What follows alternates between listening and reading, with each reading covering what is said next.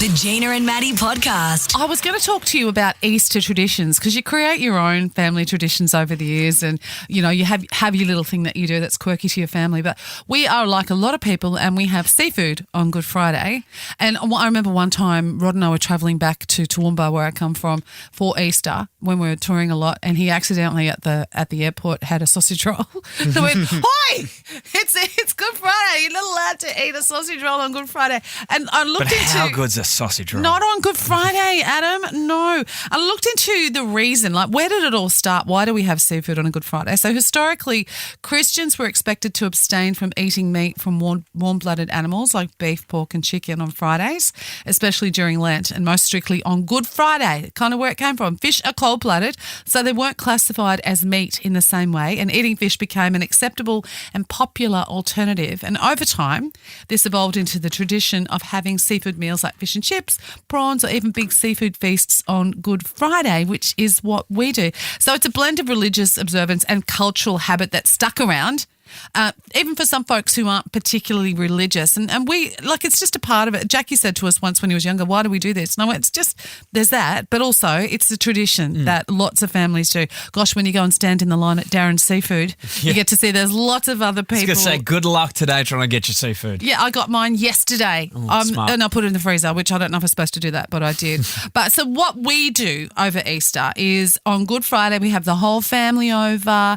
I do a really nice cheese platter. Mum brings some too. We have some wine, sit out the back and then have some prawns, maybe some oysters and salad and stuff like that. That's our Good Friday tradition. And then on Easter Saturday night, of course, the Easter Bunny comes. And then on Sunday morning, yum. Sunday morning, we have chocolate for brekkie, guilt-free, because calories don't count on Easter Sunday. Good math. Really, really don't.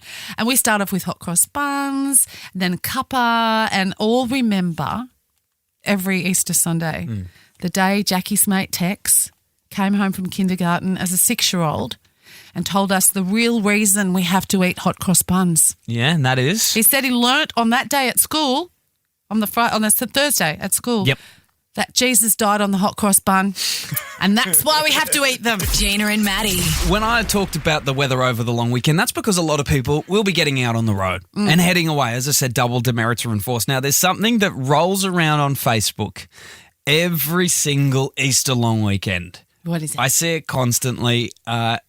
It's a bit of a story, basically what everyone goes through if they go away. Right. And it always makes me laugh. So if you haven't seen it, I thought I'd read it out. And obviously, Gina, you haven't seen it. I haven't seen it. This is great. It starts with, "I don't get people who travel on Easter weekend. It's like, woohoo, a whole extra 48 hours off. Let's pack everything we own. Umpteen kids, the canoe, the barbecue, pack enough food to feed the whole of a third world nation for a month. The bikes, the dog, the 28 fishing rods, and grandma in the 4-ton Toyota Land Cruiser we don't know how to drive. Then we'll leave early to beat the traffic. But 10K's out of town? No. Every other numpty with a BCF membership got the same idea. Oh, well, never mind. Nothing like 9 hours in a traffic jam with screaming, bored kids fighting over the DVD player and mashing half-chewed lollies on the carpet while singing Let It Go. Out of tune for the 19th time. This sounds like what Matty goes through every time they do a road trip.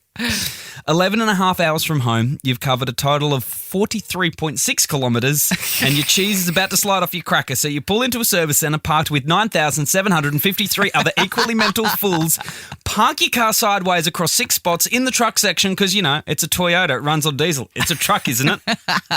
You will all pile out of the big lorry, ignoring the cold stares from the guy trying to park his 80-foot B-double for a regulation break. You send the kids to line up at Macca's for 57 minutes. They still have no clue what they want by the time they reach the server. Oh, true.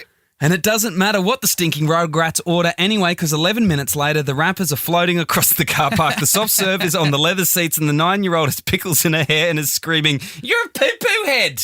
at the 7-year-old who refuses to sit forwards or put his seatbelt on. 25.8 hours after leaving from home, you reach the campsite, a whole 103 kilometres away, only to discover there's no spots left within 17 kilometres of the beach or a toilet. So you set up with the brown snakes, nowhere near the neighbours who promised to hold a spot for you. Oh! You spend the next day and a half listening to a half-drunk Shazza yelling, "Jaden, stop hitting your brother!" and mumbling to your mates around the campfire about serenity and the good life. How's the serenity? Oh, my God. 9 a.m. Monday, you're thinking prison food can't be this bad, surely. You say, F this, I'll leave early and beat the traffic, while visions of the 23-hour journey down there flash through your head. So you pack the whole shebang back into the pickle mobile along with the wet dog and the sunburnt kids whining, we're hungry. You pull out onto the packed highway to find another Macca's to appease the brats, fill the truck at $1.91 a litre and head home with the other 19.3 million nufties thinking about home and about how staying home and asleep would have just been the better idea. That's just exactly, we did exactly that same holiday many, many times when Jackie was little. Oh my God, that's hilarious. I could picture it's the twin servos. Yes. Where everybody pulls into the twin servos and the big lineup at Macca's.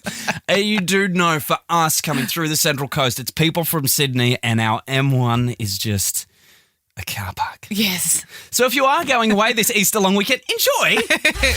Listen to Gina and Matty weekday mornings from 5:30. Live on the Star Player.